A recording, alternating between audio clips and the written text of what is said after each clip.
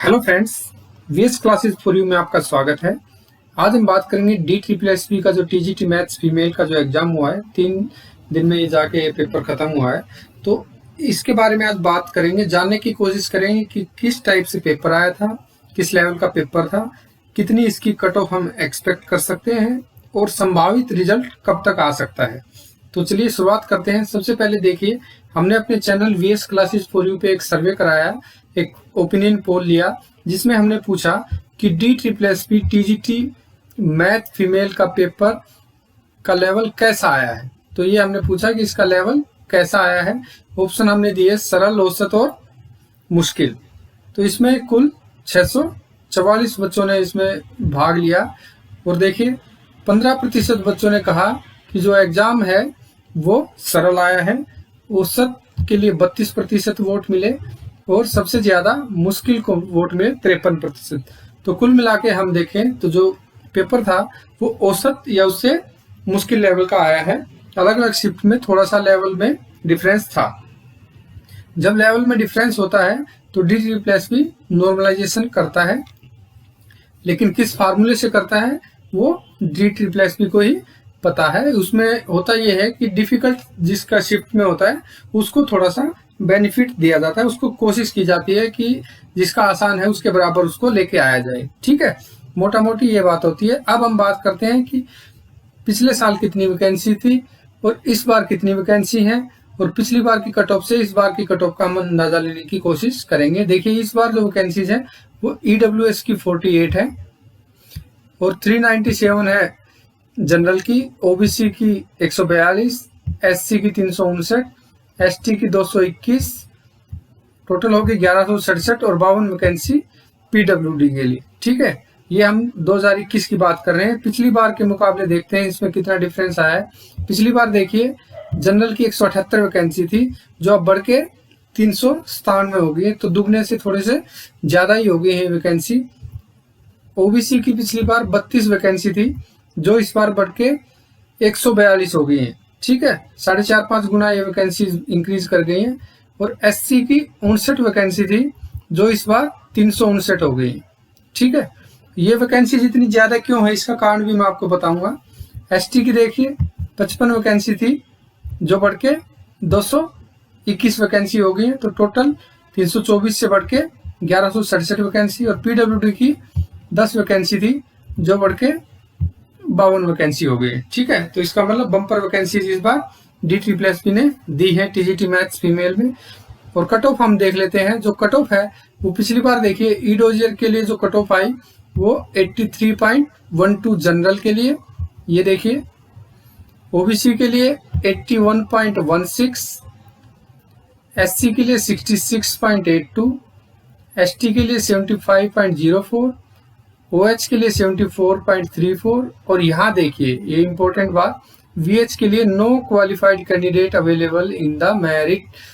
जब हम बात करते हैं मिनिमम क्वालिफाइंग मार्क्स की और जो बच्चा मिनिमम क्वालिफाइंग मार्क्स नहीं लेके आ पाता, तो ये होता है वैकेंसी भले ही वापस चली जाती है, लेकिन DSSP मिनिमम क्वालिफाइंग मार्क्स को लोअर नहीं करता। जनरल के लिए 40%, OBC के लिए 35%, SC ST PH के लिए 30%।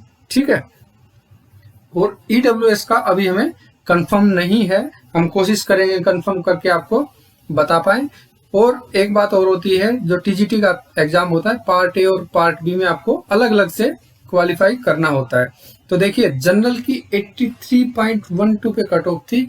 अब कुछ बच्चे पूछते हैं कि सर जो EDOGR की जो कट ऑफ होती है उससे कितनी ऊपर चली जाती है फाइनल मेरिट लिस्ट।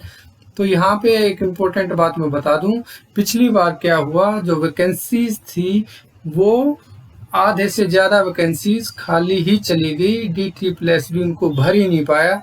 और इसीलिए मैं जो बात कर रहा था कि इस बार जो वैकेंसीज इतनी ज्यादा क्यों हैं, क्योंकि पिछली बार भी DSSP इन वैकेंसीज को फिल नहीं कर पाया था।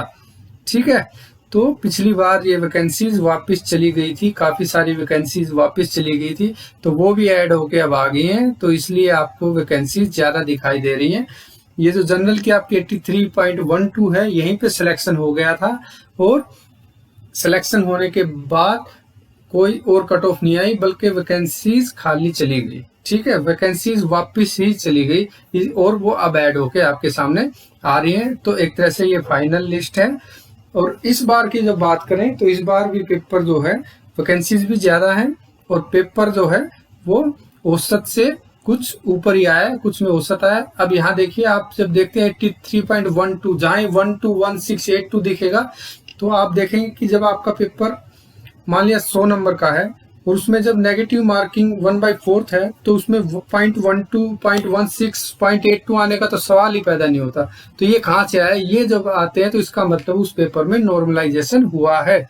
तो इस पेपर में नॉर्मलाइजेशन लागू हुआ था, जो इस बार भी काफी संभावना है, क्योंकि कुछ शिफ्ट के पेपर काफी डिफिकल्ट थे और कुछ में थोड़ा सा औसत था। तो इस बार भी जो है हम कह सकते हैं कि यहाँ पे जो जनरल है, जनरल में हम कह सकते हैं जो कट ऑफ के बाद जो रहेगी, जो कट ऑफ रहेगी वो आपकी 85 के आसपास रहेगी, या ये कहें कि क्वालिफाई जो करेगा वो सिलेक्ट हो सकता है। काफी वैकेंसीज हैं, तो लेकिन फिर भी हम 85 के आसपास इसको मान के चलेंगे।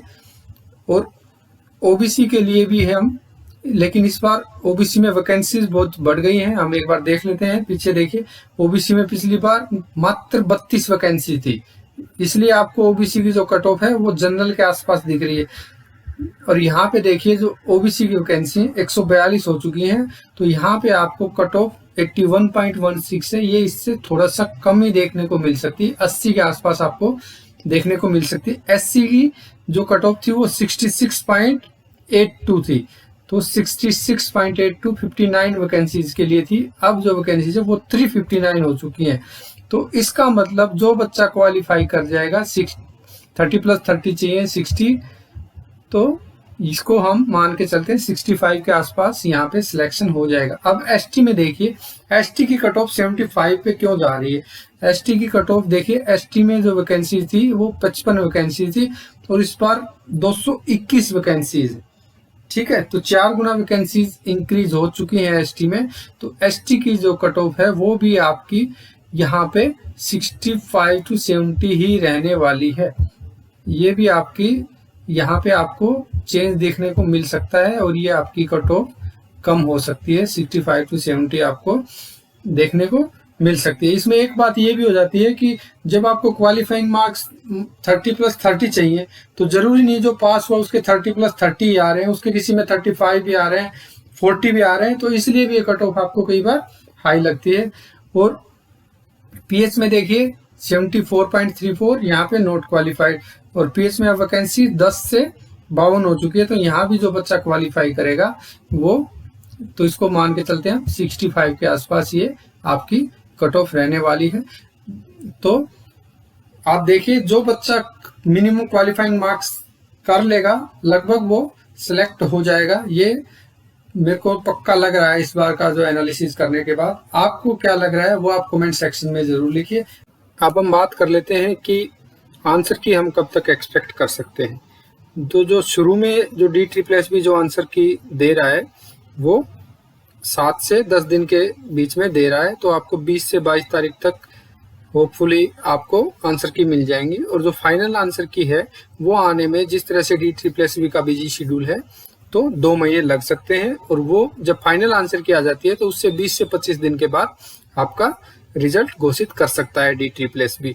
ठीक है, तो ये थी जानकारी जो भी हमने एक्सपेक्ट की cut off TGT maths female के लिए, DSSS के लिए। होप आपको एनालिसिस अच्छा लगा होगा। अगर अच्छा लगा है तो वीडियो को लाइक जरूर कीजिए, शेयर जरूर कीजिए, ताकि और भी लोग इससे जुड़ सकें। आप भी जुड़े रहिए VS क्लासेस फॉर यू के साथ। Thank you.